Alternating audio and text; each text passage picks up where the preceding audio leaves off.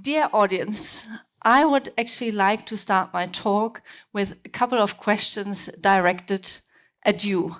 I know this is probably not the best way to win over an audience, asking people to participate, but I promise I will be the only one talking, and all that I need you to do is to raise your hand in case your answer to my questions is a yes or a me. And I also promise the questions are rather easy. So who of you has ever used ride-sharing services offered by companies such as Uber, for instance? Please raise your hand. Thank you. Who of you have rented a bike for several days or several hours, for instance, of services offered by Helsinki City Bike? Again, please raise your hand. Thanks so much. What about how many of you or who of you has rented a boat? Again, for several days, several hours, maybe. Thanks. And who of you have spent their vacations in houses or apartments owned by strangers? Such services are supplied by platforms such Airbnb, for example. Thank you very much. I'm actually delighted to see how many of you already seem to be familiar with co-creation. So how many of you already seem to be co-creation consumers yourselves? I understand that this term co-creation consumer is rather abstract. And before I will tell you what my definition of this term is, I would want you to go back 30 years. Remember what consumption looked like in the early 90s. To those of you who can't remember or are simply too young, let me remind you. So the early 90s were the days of no internet, no advanced technologies such as smartphones, and also only limited digitalization. So when we needed to access products, what we usually did is we went to the local brick and mortar store and then purchased the books or the groceries, the electronics, what have you from there.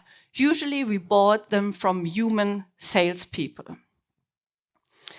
The role of the consumer back in those days was a rather passive one. So the consumer only became relevant at the point of exchange, where it was the consumer's job to simply hand over the money, and then in return, the consumer would receive the finalized product. In contrast, the role of the supplier was rather active. The supplier was the producer of the products. So they would decide which products would be brought to market, which products would be sold, what they would feel and look like. So the power of the value creation solely rested with the supplier. Besides, the suppliers were the ones deciding on which information the consumers would receive about the products. And usually this would result in mainly television and radio advertisements and others, telling the consumers only about the advantages of the products. Oftentimes, this type of information would be the only type of information that consumers would use before they then made their purchase decision. With the advancement of technology and the birth of the internet, as we know it today in the mid-90s, the dynamics between suppliers and customers or consumers changed dramatically. The internet and related technologies gave power to the consumers. Consumers could connect with other consumers, consumers could connect with suppliers, and consumers could create and generate information themselves. So they suddenly could easily obtain information also about the disadvantages, the shortcomings of products. And suppliers then started to realize that they need to rethink the role of the consumer in the value creation. And this is where the co-creation consumer was born. Suppliers started to realized that they need to give more power to the consumer. And actually they did so. Suppliers started to listen to the consumer, and they started to communicate with consumers. They started to integrate them into the different steps and processes relevant for value creation. So suppliers started to understand that they need to co-create, that they need to create value with the consumer in order to build and sustain a competitive edge over other suppliers. With this, also one particular form of co-creation emerged, one that is enabled by sharing platforms. Sharing platforms give even more power to consumers than other co-creation settings do. So sharing platforms work as such. Consumers can participate by being either a customer consumer and or a supplier consumer. As customer consumer, they can pay a certain rental fee, and then they can access a product for a certain period of time. As supplier consumer, they can rent out their own possessions to others. And then there's also the supplier of the platform. The supplier of the platform basically acts as intermediary between the customer consumer and the supplier consumer. The supplier of the platform ensures that the exchange between the two runs smoothly. Sharing platforms enable access-based rather than ownership-based consumption. So the idea behind shared products is that they would be successively used by different co-creation consumers. This means the use intensity of each product may be increased. So I assume that all of you agree with me that this may leave a lower ecological footprint than ownership-based consumption modes. So co-creation customers or consumers can actually contribute by participating on sharing platforms to a wider social and environmental sustainability. Co-creation requires consumers to put in quite a lot of effort to generate an outcome that may best serve their needs.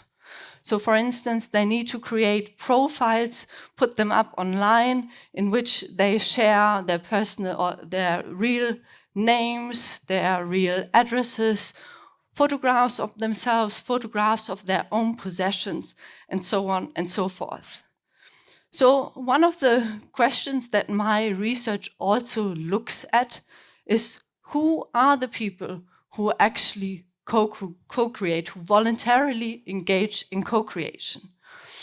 And here I have two types of news for you. Bad news and then even worse news. So bad news first. Co-creation consumers are in it for only rational reasons. They are looking for ways to serve their self-interest. So co-creation consumers aim to save money. Sharing platforms allow them to easily and cheaply obtain access to lifestyle spaces that they could otherwise not afford. Then co-creation consumers are looking for getting access to the newest versions of products. So they only want to form short-term commitments with suppliers, brands, products. And co-creation consumers are tired of the so-called burdens of ownership. So any repair and maintenance obligations, for instance. And sharing platforms are one way to downshift from these obligations. So while sharing platforms give a lot of power to consumers in terms of them being able to create value for themselves, but also to create value for society, for the environment even, it looks like the typical co-creation consumer may not be able to live up to this responsibility.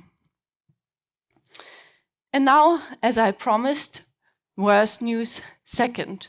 Co-creation consumers tend to misbehave.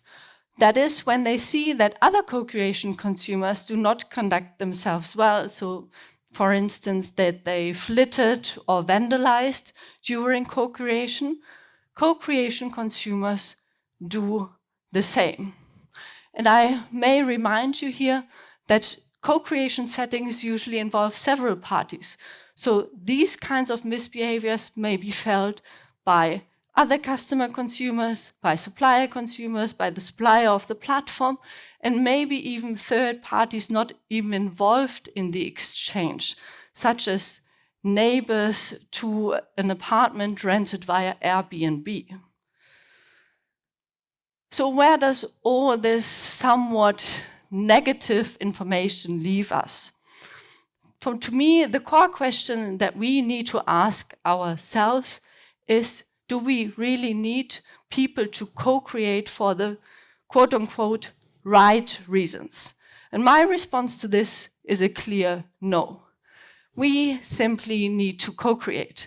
And by this we, I indeed mean all of us in this room. So next time when you consider purchasing a power drill, or when you think about buying a new tent for a camping trip, rather access these through sharing platforms. And it doesn't matter whether you do it because you would want to save costs or money rather, or whether you would want to save storage space, or whether you would want to free yourself from any other burdens of ownership. And maybe the generations of the present young consumers or the future consumers, maybe they will use co-creation for the right reasons. So the Generation Z consumers, for instance, they are, as we know, the leaders of the Fridays for Future movement. To them, consumption already is a matter of ethical concern. So they are likely to use co-creation for the right reasons. And then the future consumers, you probably have at least heard my kids here in the audience. To them, the sustainability is of even greater importance than to any of the generations before. So they are very likely to become true co-creation consumers. So maybe it is worthwhile for all of us to watch and learn from these generations. No matter what, I would want you to leave you, or I would want to leave you with these thoughts. So no matter what generation we belong to or you belong to, and no matter why you choose co-creation settings, in the end, we should all be nice co-creation consumers. So we should not only exploit the power that these types of services and consumption modes enable us with, but we should also be aware of the responsibility that this type of consumption offers us. And this is, we should be aware of the responsibility that we have towards other consumers, that is during consumption, but also outside consumption, leaving our digital footprints, for instance. We should be aware of the responsibility that we have towards the suppliers of platforms. And then last, but most certainly not least, we must be aware of the responsibility that we have towards society, that we have towards the environment. So let's all co-create for whatever reason, but let's do it right.